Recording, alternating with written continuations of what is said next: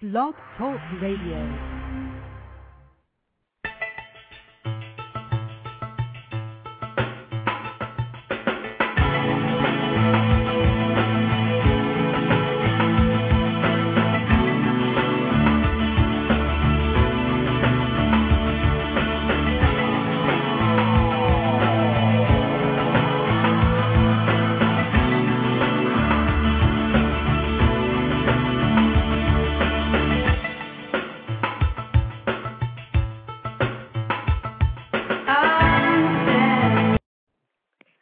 Good morning and welcome to Live Natural, Live Well. This is your host, Heather Lounsbury.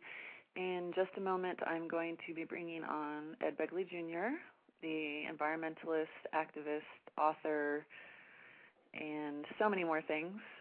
Actor. Did I already say actor? I might have. Anyway, before we get started, I wanted to explain a little bit of why I'm having Ed on today. For those of you who have maybe not checked in on the show before, as some of you know, I'm an acupuncturist, herbalist, and nutritionist, and to me, taking care of the planet is such a huge part of our health because the more toxic our air is, our food, our water, our soil, the sicker we're getting. So a big part of that, of course, is being an environmentalist, living a green life, and Ed is one of those people.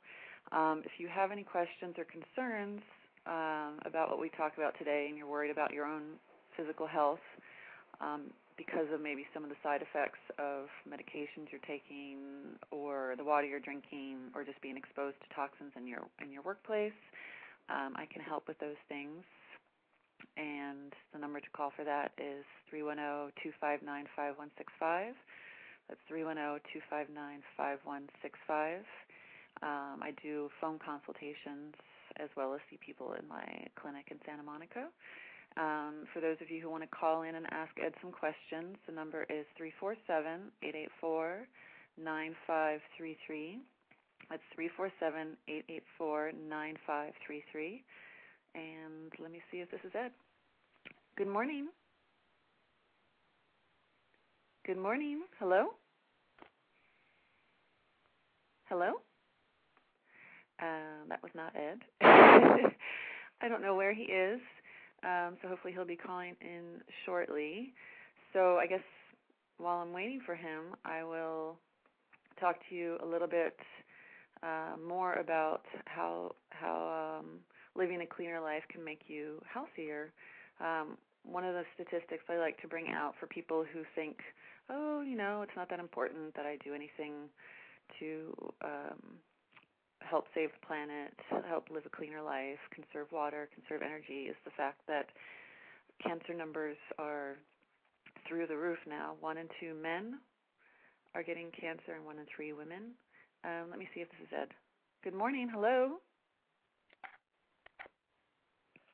Hello? Is this Ed? I can't hear you. Please call back.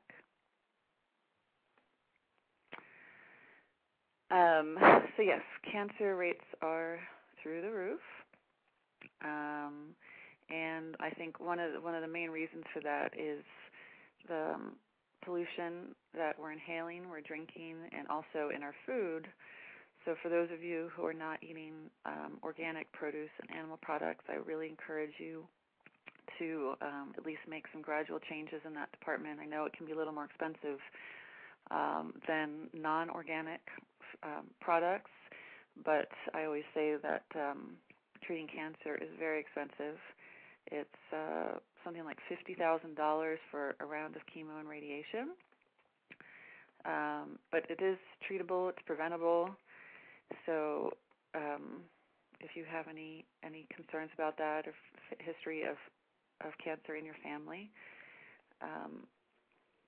then there are things you can do food-wise, herbally-wise, as a preventative. And also, if you're going through something like chemoradiation, there's great things to do to help with the side effects. You know what? I'm wondering if I should call back in just a minute and see where our guest is. I'm so sorry, listeners, for putting you on hold like this, but he's probably in the middle of something and running a little late. So let me put you on hold, and I'll be right back. I'll put some music on. Here we go.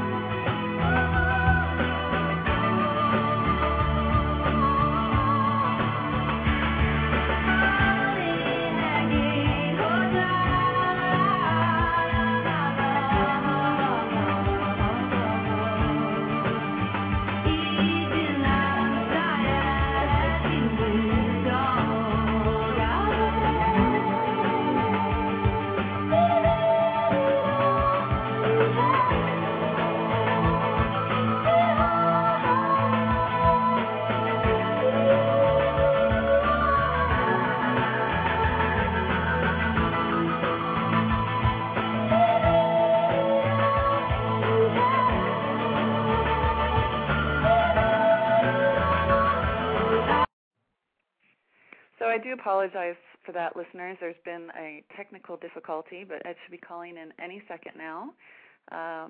So I apologize for my ramblings while we've been waiting for Ed to come on, but he's calling any second. So again, my guest today is Ed Begley Jr., the actor, activist, environmentalist, author, so many more things.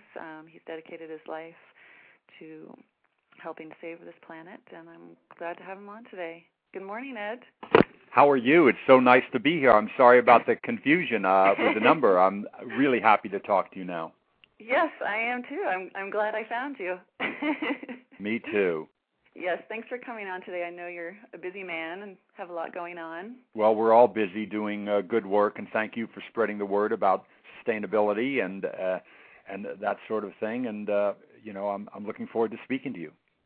Thank you so much. I would like to start off with, I'm sure most of my listeners know who you are, but just in case, I'd like to have you give a little background on how you became involved in the movement and what were your first steps to being an environmentalist. You know, it started in 1970. It'd been building before that because I lived 20 years prior to that in smoggy L.A. So by 1970, I just had a belly full of living in that horrible choking smog of the 50s and 60s. And I wanted to do something. And I also got a lot of inspiration from my dad, who was a conservative who liked to conserve. He had lived through the Depression. He was the son of Irish immigrants, and we just turned off the lights and turned off the water and saved string and tin foil and threw very little away. And so by 1970, when Earth Day came along, I was poised and ready to do things. And I started recycling. I started composting. I started buying all biodegradable soaps and detergents in 1970. I became a vegetarian in 1970. I bought an electric car in 1970. How did you even find an electric car in 1970? You know, it seems to be harder than it actually was. It was fairly easy. I just looked in the phone book. And, and I knew that I wouldn't find it there. I just wanted to tell people I looked in the phone book and they don't sell them. So, I tried. And right there was electric vehicles or electric cars. I can't remember how it was listed. There was some guy in Reseda called Dutch. You don't forget a name like that, Dutch in Reseda. And he sold me a Taylor-Dunn electric car. They still make them today. They're really glorified golf carts, but it got me around the San Fernando Valley. It had a California license plate, and I drove it around for, quite a while, and I learned quickly that it was not only good for the environment, but it was good for my pocketbook. It was much cheaper to fuel by plugging in the wall. It was much cheaper to maintain, There's no tune-up or oil change or fan belt or radiator flush or smog check or valve job. You know, I didn't have any of those expenses I used to have with another car. And right. so I liked it. Well, I don't blame you. And what kind of speed did you get in that thing? It was, you know, when I say car, it's a golf cart with a windshield wiper and a horn. It had a top speed of about 20 miles an hour. Woo. And, you know, it had a range of probably less than 20 miles, maybe about 20 miles. But it got me around L.A. and, you know, specifically around the valley where I lived. And it was, you know, better than taking the bus and schlepping all the groceries for a week's worth of shopping and going to the laundromat and, excuse me, doing all those things. I did them, you know, with this electric car. Went out and took people out on dates and things in it. It was pretty wild in 1970, very unusual. I bet you got teased quite a bit. I did. It was not cool either to ride your bike in 1970. You know, now it's kind of cool to ride a bike. Back then, you know, your bell bottoms got caught in the chain. You know, the wind resistance from my afro would slow me down. It was not cool. But it's another day now, and people appreciate public transportation, and they appreciate bike riding. It all is something we need to do whenever we can do those things. Absolutely. And what are you driving now? I have a Toyota RAV4 pure electric. That's what I drive around town. My transportation hierarchy is the following. Number one, I walk. I live in a neighborhood quite deliberately. I moved here because I could walk to the post office and the bank and the stores and the, you know, grocery market, etc. Number two would be my bicycle. Number three is public transportation. An electric car, my RAV4, would be fourth in line. And then for trips that I can't take in the electric car, like I'm driving to Normal, Illinois on Sunday, and I'll do that in my wife's Prius. Wow. So have you gotten on a plane any time in the last? I have. You know, there's been some cases where I have to be Monday in L.A. and Tuesday in New York, and then I get on a plane. But that's my sixth choice in line in my transportation hierarchy. You know, I've got to exhaust all five other measures first before I would ever consider getting on a plane. That's great. It definitely takes dedication. I must say, my family's on the East Coast, so making that into a drive, I think I'd see them once every 10 years. But I love what you're doing. I actually, a friend of mine, when I told her that I was having you on the show, she's like, oh, yeah, I ran into Ed on the subway a few years ago. I don't know what the situation was. It was in Hollywood or something. So I'm glad to hear that you're actually living it and not just saying it. Let me give out the number again for people to call in with questions. It's 347-884-9533. That's 347-884-9533. And when did you start to notice a real shift and people listening to what you had to say and making changes in their life? People started to, you know, do things. There was a certain cult, if you will, of people going back to the land in the 70s. You know, a lot of people did things like that in 1970, 71, 72. And but it was in the 80s, really, that people started to wake up to things like, you know, ozone depletion in 87, when that really got people's attention with the Montreal meeting, et cetera, about CFCs. You know, the Exxon Valdez spill in 89. And things like that really started to wake people up. So at the 20-year anniversary of Earth Day, 1990, that's when there was a lot of attention drawn. Wow, it's been 20 years. What have we done? How far have we come with air quality? We need to do more. People really started to redouble their efforts. And I did myself. I had done a lot starting in 1970, but I went, there's this book out, 50 Simple Ways to Save the Earth. I'm going to do all 50. Let me see how they work. And they all worked. It wasn't like there was one of them that wasn't good. They all worked, and I went, this is pretty good, and I realized it was not only good for the environment, once again, it was good for my pocketbook, and I certainly like that. Yeah, I know. I always I'm encouraging friends and patients and family, like if you know, if for no other reason, you'd save money.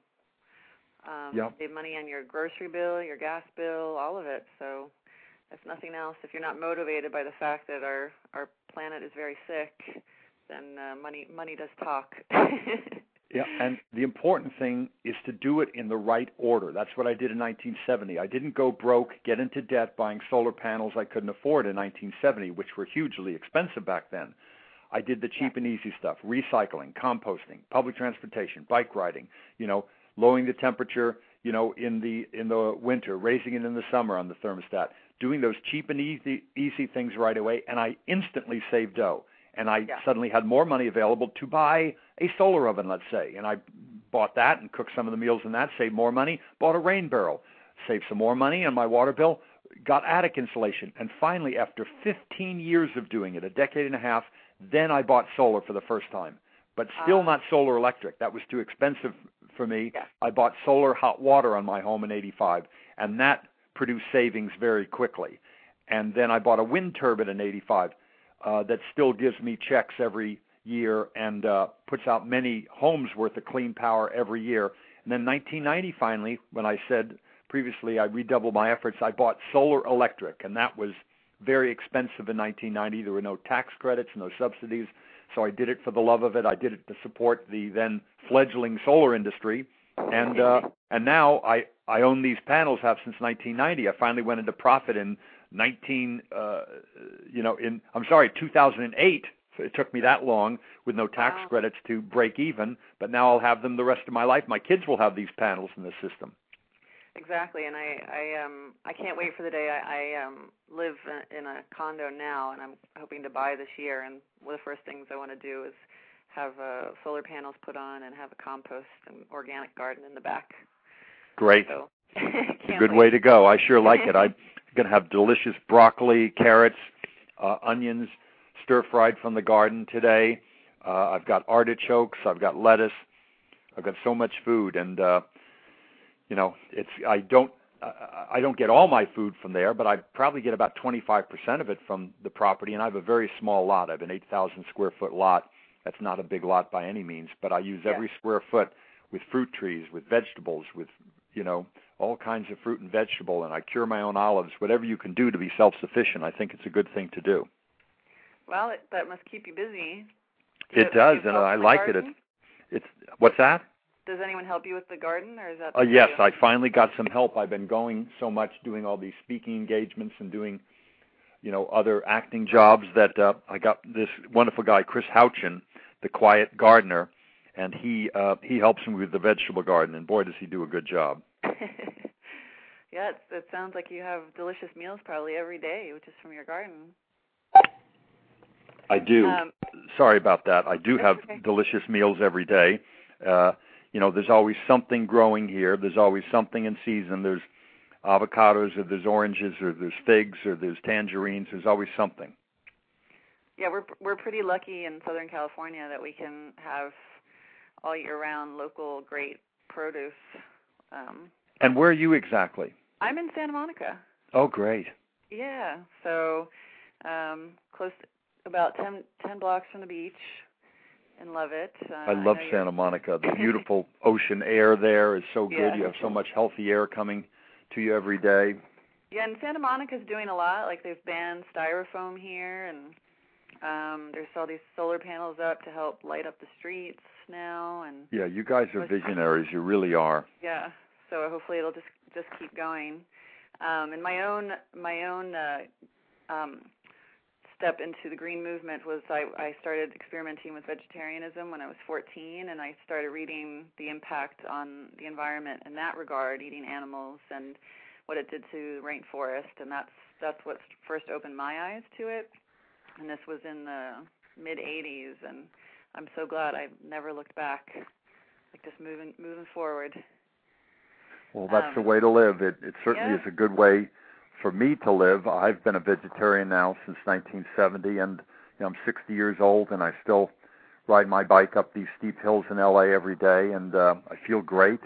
So, if you eat healthy, whatever that means to you, it sure can be a good way to live. Oh, absolutely. And I recently met, I don't know if you know the vegan Ironman, Brendan Brazier, and he's... Oh, yes, I've heard of him, yeah. Yeah, he's been vegan for, I think, 15 years or something. And fantastic. He's an Ironman triathlete, and so it can definitely be done. And I think we have a caller. Good morning. Great. Thanks for calling in. Hi, Heather. Hi, Ed. This is Hi. Whitney. How are you? Hi. Very good. I have a site called Eco Vegan Gal where I aim to teach people how to live healthier and greener. But as you know, it's a challenge. You both know that. Yep. And I find that even though there's a lot of information, there's still a lot of resistance to change. So, Ed, I was wondering what you think is the key to helping people learn to care about changing the way they eat and treat the planet. You know, there's a wonderful book called Mad Cowboy from Howard Lyman. You know, there's many different things that get people's attention, but that was very powerful to me. Howard Lyman's a friend of mine. He was a feedlot operator, a cattleman.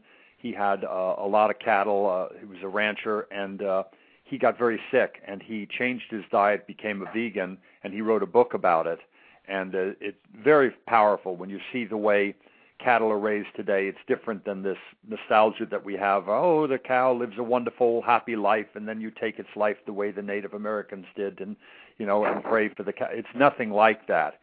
They're in a Dachau kind of existence their whole sad life, and you just need to drive up the 5 along, near Coalinga and see the way they are, and those are, probably better conditions than some cattle are in, and it's not a good life, and it turns out it's not that healthy to eat that way.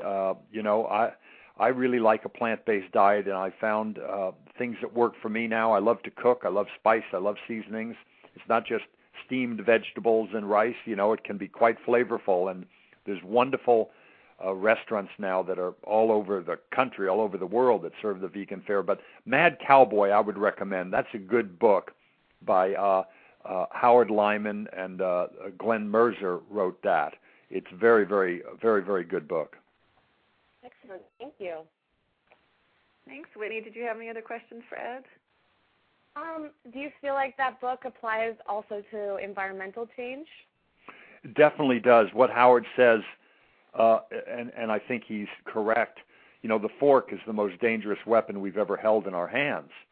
What we do to the planet now that there's 6 billion of us, there's just not enough space for all of us to have, a steak, with every meal or even every day. It takes so much land and water and energy to raise a pound of beef. It takes a lot less land and water and energy to raise a pound of grain or a pound of broccoli. And you can raise broccoli and lettuce in your backyard. I know, because I'm doing it, Yeah. And so it's just there are environmental implications. The amount of methane that comes from cattle operations, a lot of methane comes out of both ends, obviously, raising cattle, and it's a serious greenhouse gas as well. So contributing to global warming by eating a lot of meat. Less meat is better for you, certainly for the cattle, for the planet. If you're a meat eater, just try to eat less. If you want to try some great food, go to restaurants in L.A. like Madeline there in Tarzana, Madeline Bistro. There's many wonderful, Real Food Daily, Vegan Plate, great restaurants. Try some flavorful, delicious food. You won't miss the meat. Yeah, great. Thank you. Well, thanks for calling in, Whitney. That's fine. Thanks.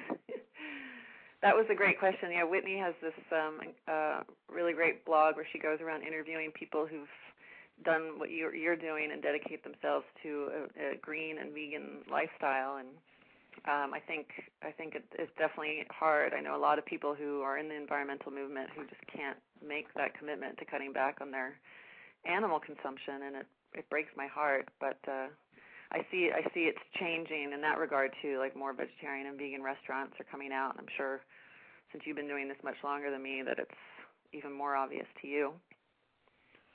It's the right way to live. It feels right in every way. I've had so many of my friends get so sick, and I've been in very good health now these past 60 years, and may it ever be thus. But it's good for me and good for many other people and creatures. Absolutely.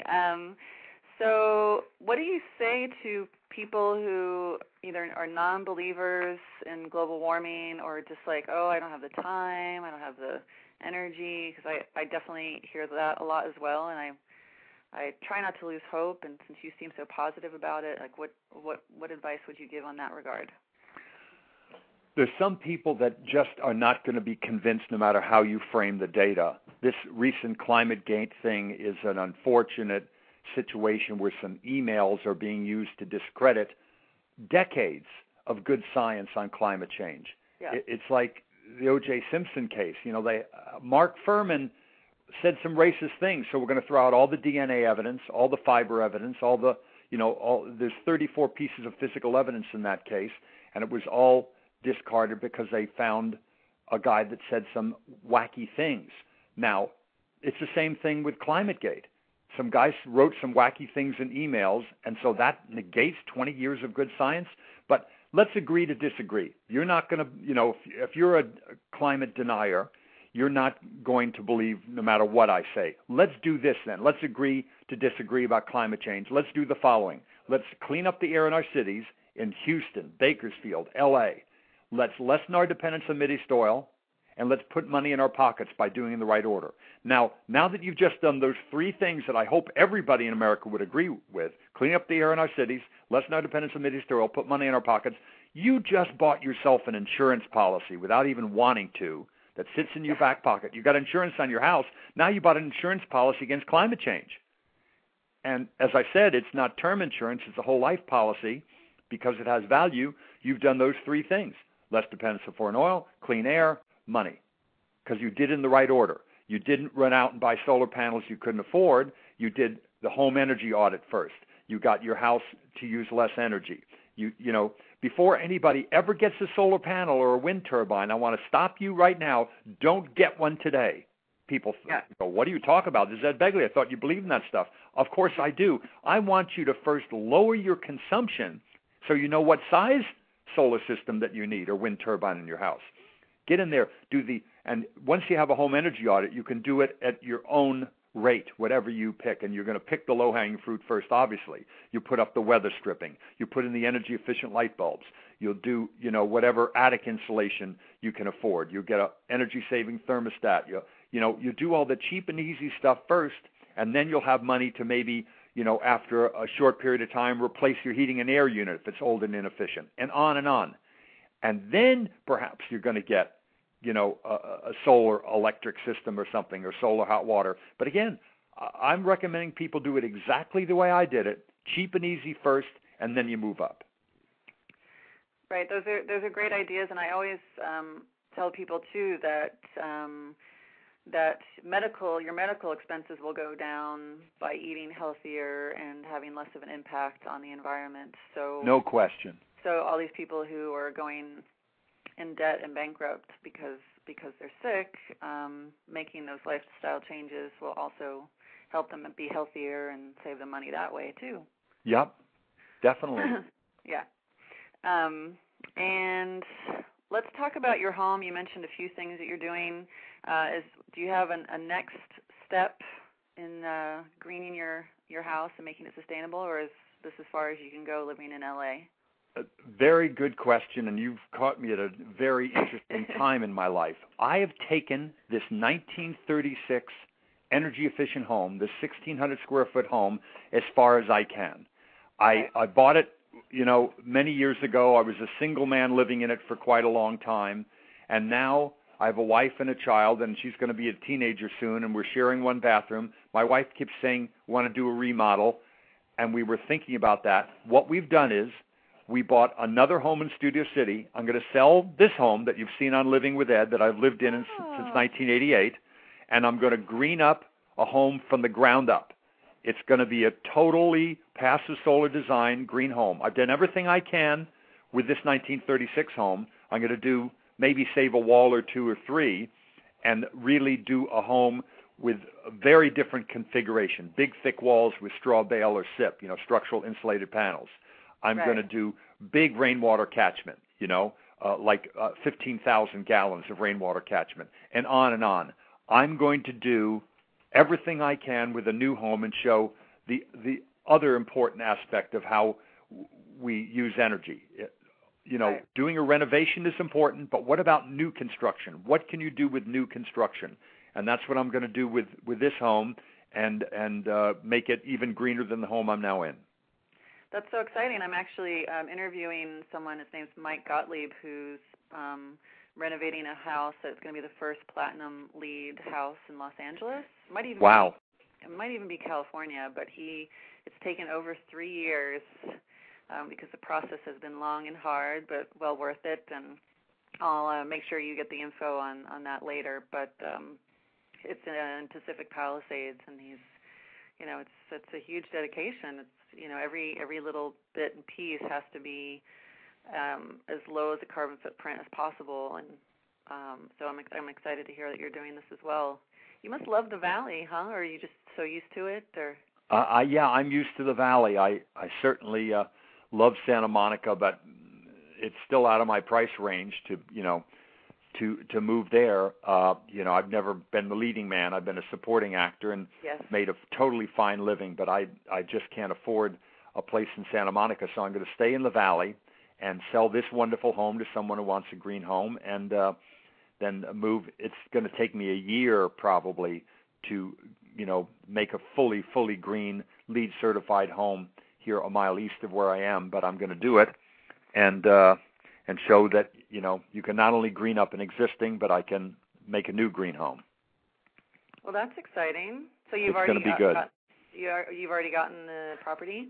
Yeah, I own the property. Escrow closed on Friday, so now it's a matter of recycling everything from the existing home. We may see if Habitat for Humanity can come and, cut it in half and move it to some family that needs it in some part of the LA area, and move it. People pick up houses and move the existing house there, or maybe we'll be able to save, 1, 2, 3 of the walls or what have you, and use part of that. But whatever way we do it, we're not going to throw the old home in a landfill. That's not good for the environment. So, hey, let me knock down and build a green home and put all this stuff in a garbage dump somewhere. That won't happen. We did a renovation on this room above the garage about a year ago now, and we had 96% diversion from the landfill because Darren Moore, my friend at Ecovations, and others helped me. Habitat for Humanity took some stuff. We just didn't, fill up any dumpsters. We never had a dumpster. We had a lot of stuff in the alley, too. Come, free wood, come in. And people came and took it. Free whatever, free different materials. And people just kept coming and taking stuff, and Darren took stuff to this facility. It really worked out great. We didn't, have any landfill impact there. Oh, that's awesome. Yeah. Let me give out the number again, try to get some more people calling in with questions. It's 347-884-9533. 347-884-9533. And what is next for you career-wise or environmentally-wise? Is the show going on? Is there a new book? They want to do another season of the show, they being Planet Green, and so we're in negotiations to do that right now.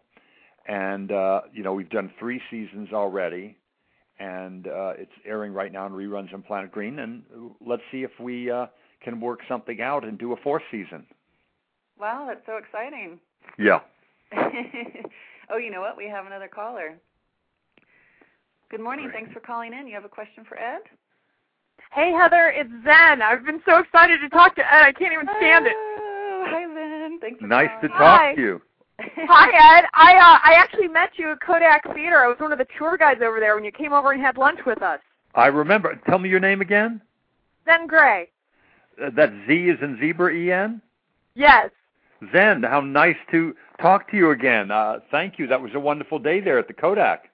Oh, that was so much fun. You're so awesome. I love you. Thank you.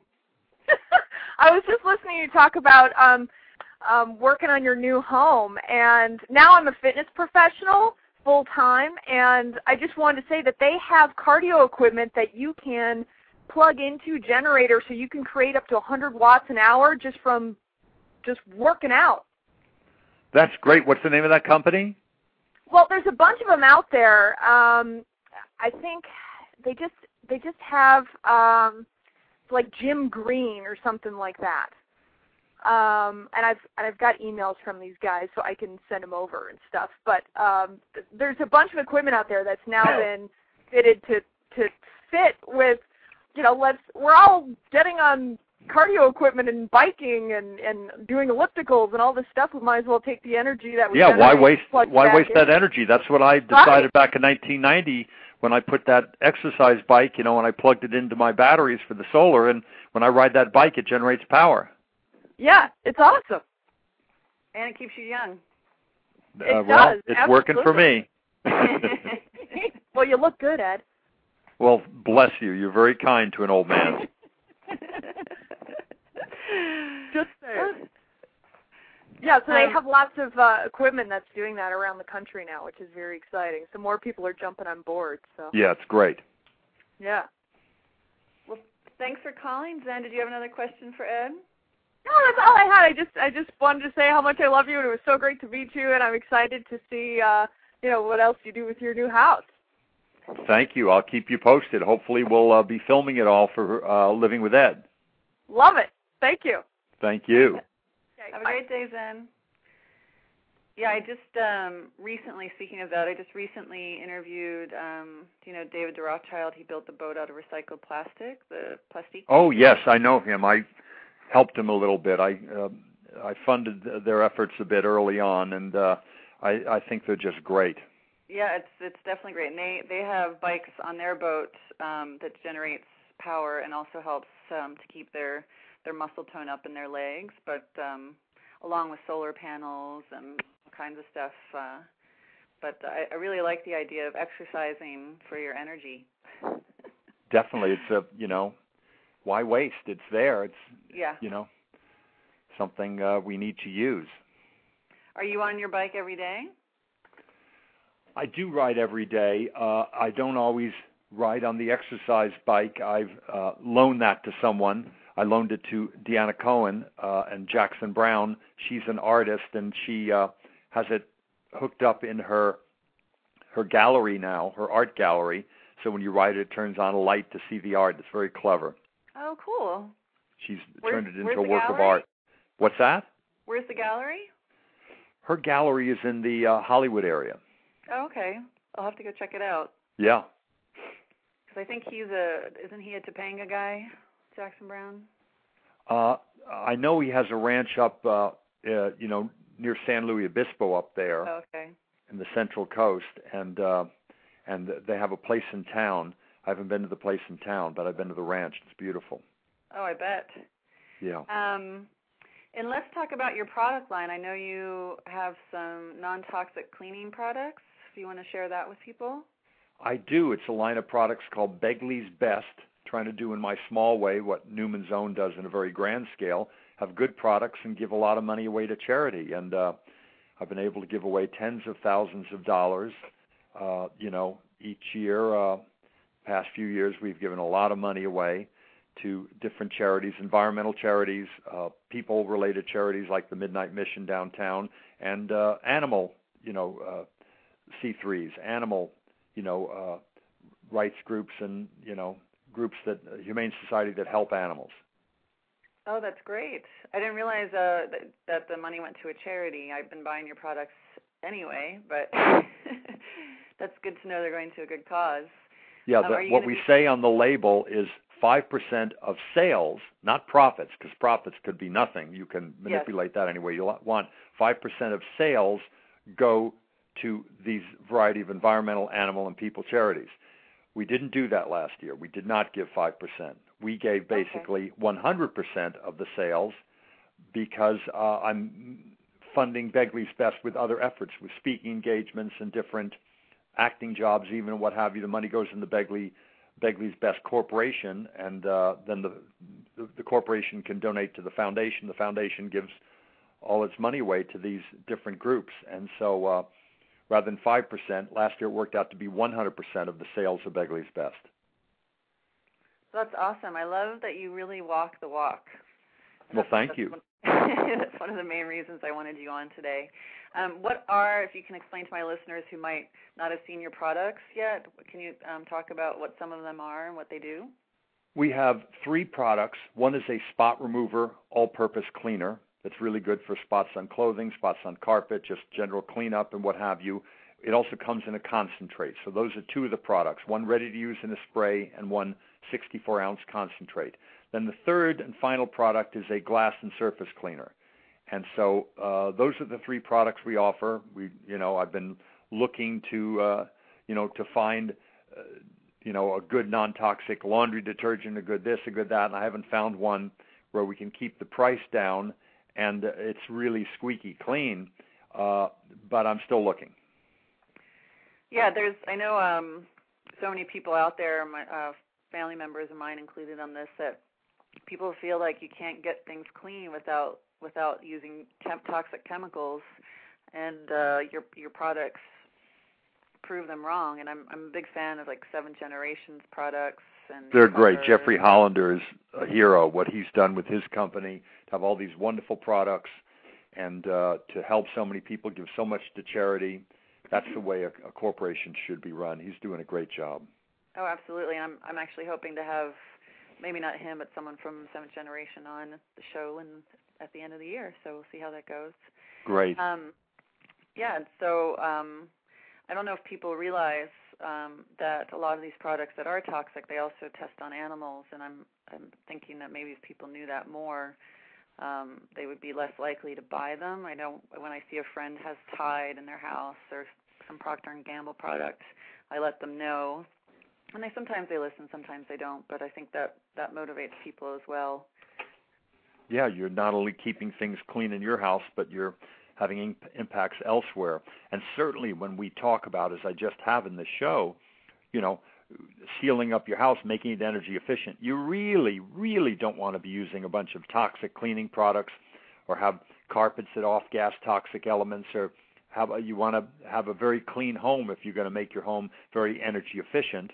You take all the draft out of the home, it's not going to breathe the way it did before, and so you want it to have really clean. You'll have plenty of air in the house, just the simple act of going in and out of doors, or you open your windows occasionally where it's safe to do so, but you won't be short on clean air in your home, but you don't want to use toxic elements if you're going to insulate your home properly. There's a cost to that. Oh, absolutely, and I know I see it firsthand with the increase, of course, in cancers, but autoimmune diseases are also on the rise, and I think there's a direct correlation between things like cleaning products and toxic paints, and God knows what's in our water, but all those things combined are just making us sick. Yeah, I've got a nice whole house water filter. Life Source makes a wonderful filter, and so I shower in clean water. I bathe in it. I drink it. It's a wonderful whole house water filter, and I got that. And Rochelle found it, actually. I can't take credit, and it really is wonderful.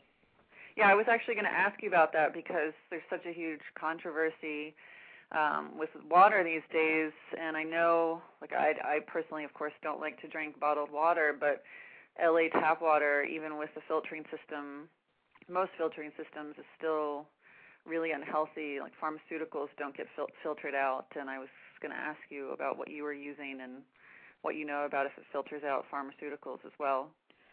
It's my understanding that it does. We also do another filtration at the tap. When we drink this water, we do a wonderful KYK filter that filters it yet again, and it pH balances it.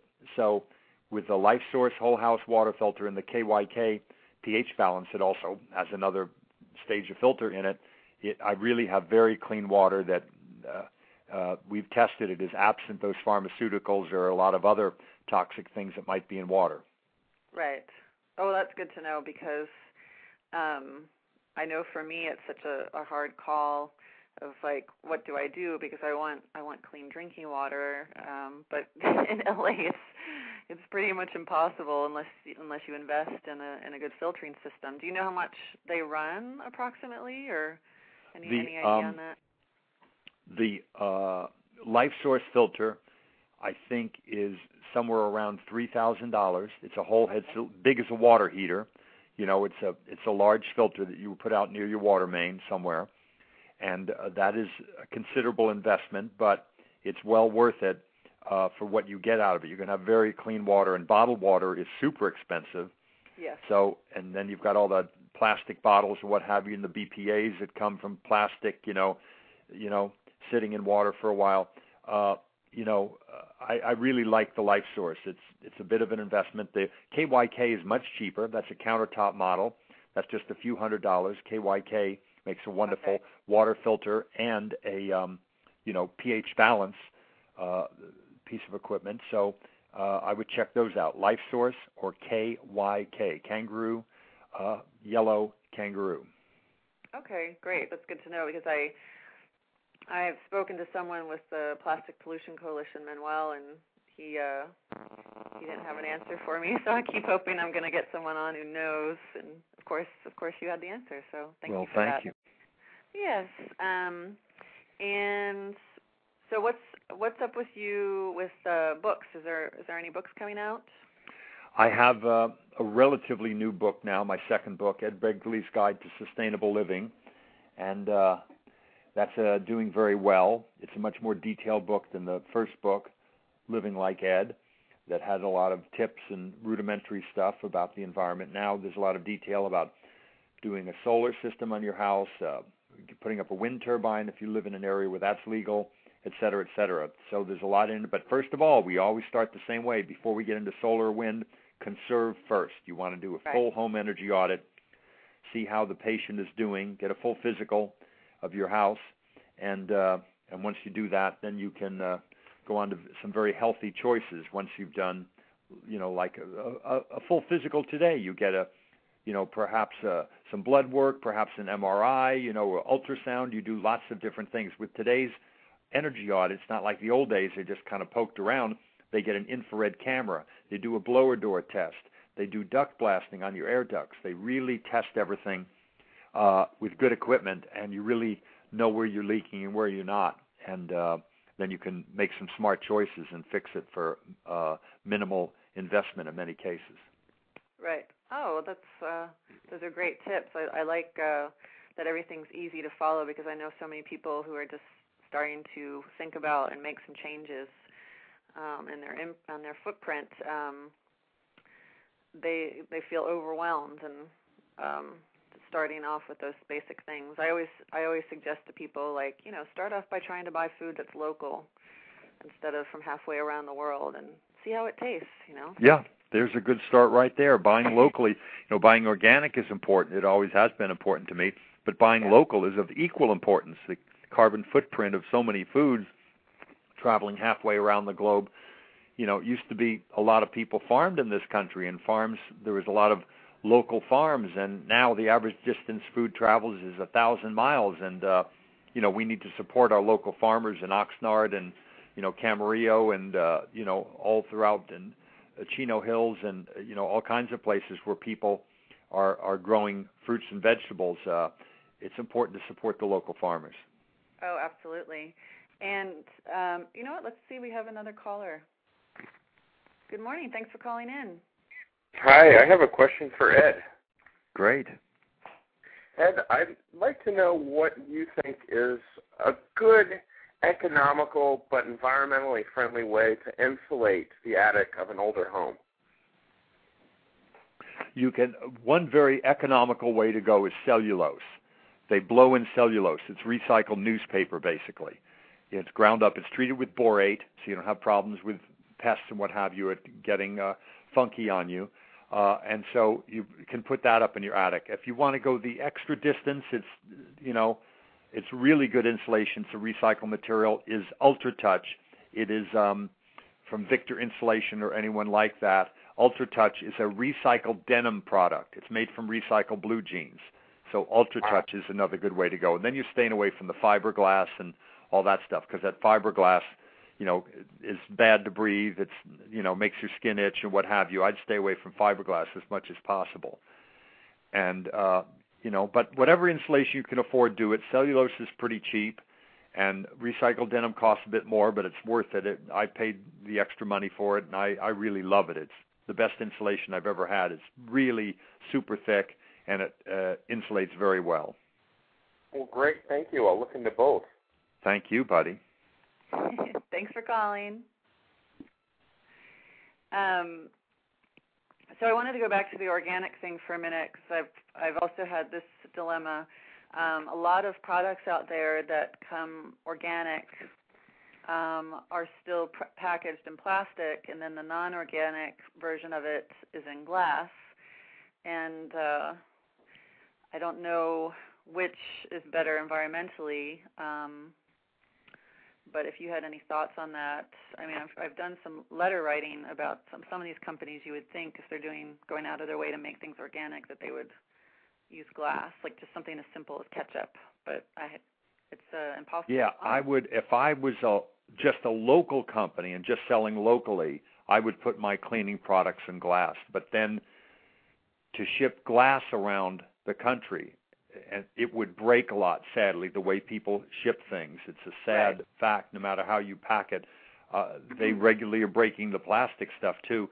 And the weight of it, it would, sadly, nobody wants to pay for that. It would probably be $4 ketchup. I know my products, which sell for $4.99 in Whole Foods, would be probably $7.99, and people just wouldn't pay it.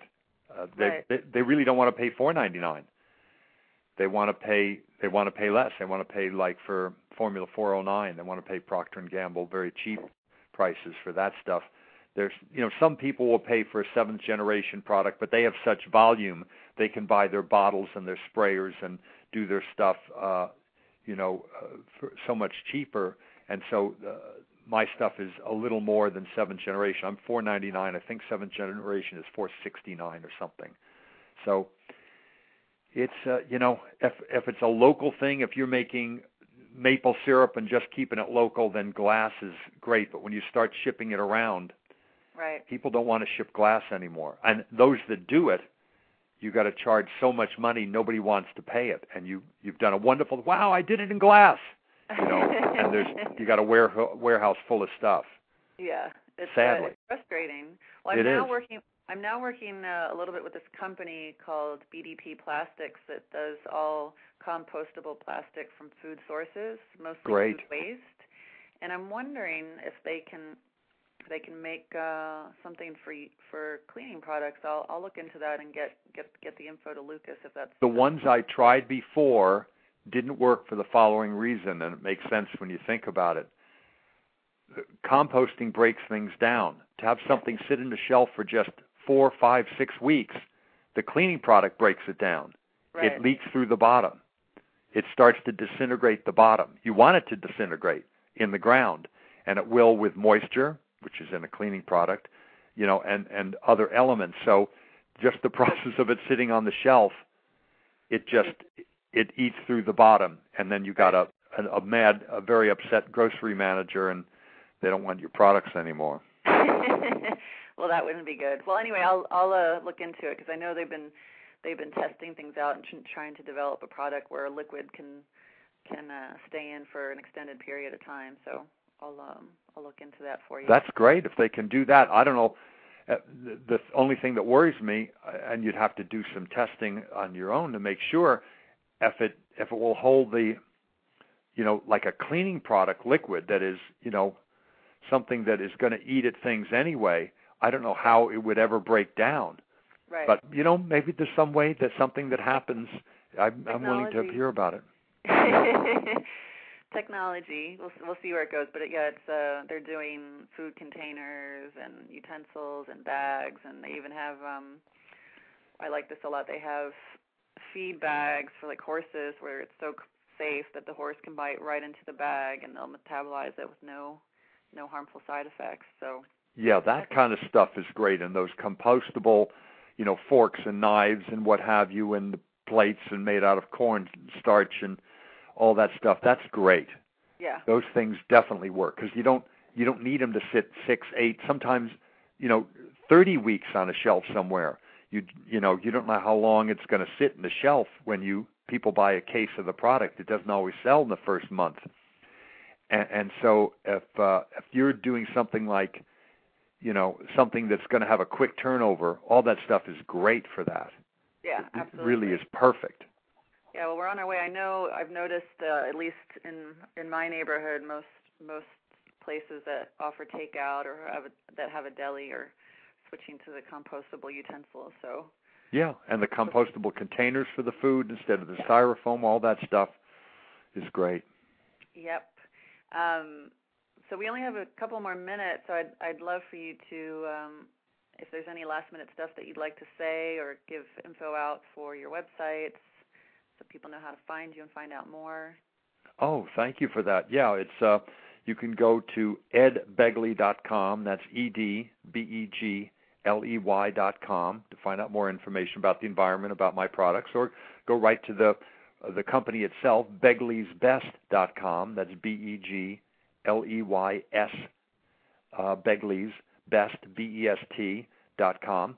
And we sell cleaning products there and books and DVDs and lots of other stuff. So thank you for having me on. And everybody, I hope everybody today does one thing. If you listen to the show, you're probably already doing some things. But get out there today and do one more thing. Get some energy-efficient light bulbs. Get an energy-saving thermostat. Put up some weather stripping. Ride your bike if weather and fitness permit, and it certainly does today. Take public transportation. Do some home gardening, some home composting if you got a piece of dirt in your front or backyard. If you don't, get part of a community garden. If you don't have a community garden near you, start one. But do something today and get involved, and we all need to live simply so that others can simply live. I love that quote. Who said that initially? I don't know, but I heard it. Annette Benning told it to me. I heard it from Annette Benning, a dear friend. Oh. She told it to me one day, and I don't know if she made it up or somebody smart said it, and I'd love to find out who. If you find out who, send me an email or call me. I want to give them credit. Yes, thank you for that. Thanks so much, Ed, for coming on today, and I wish you all the best in all your endeavors. You too, Heather. Thank you. And good luck with the new house. Thank you. I'll keep you posted on that. Definitely, and maybe once, it'll be a while, but once it's done, I'll have to have you on again to talk about it. We'll talk all about it, see what works and what doesn't. Hopefully it's all going to work. I hope so. Yep. You have a great rest of your day. You too, Heather. Thank you. Take care. Bye.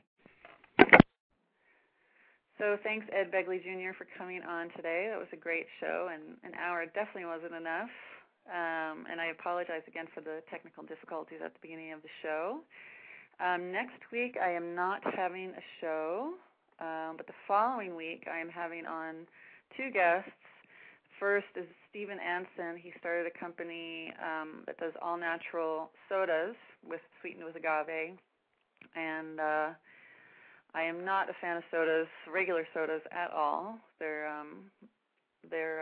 not good for you because they can cause diabetes, osteoporosis, a whole number of things, and we'll talk about it next week some in detail. And then I'm also having on Laura Klein. She started a website called Organic Authority. She's also a speaker and a TV host, and she's got a lot of passion about the green movement. So both those guests will be on separately in 2 weeks. So I look forward to having them on and having you guys listen. If you have any questions for me, please or feedback, feel free to be in touch.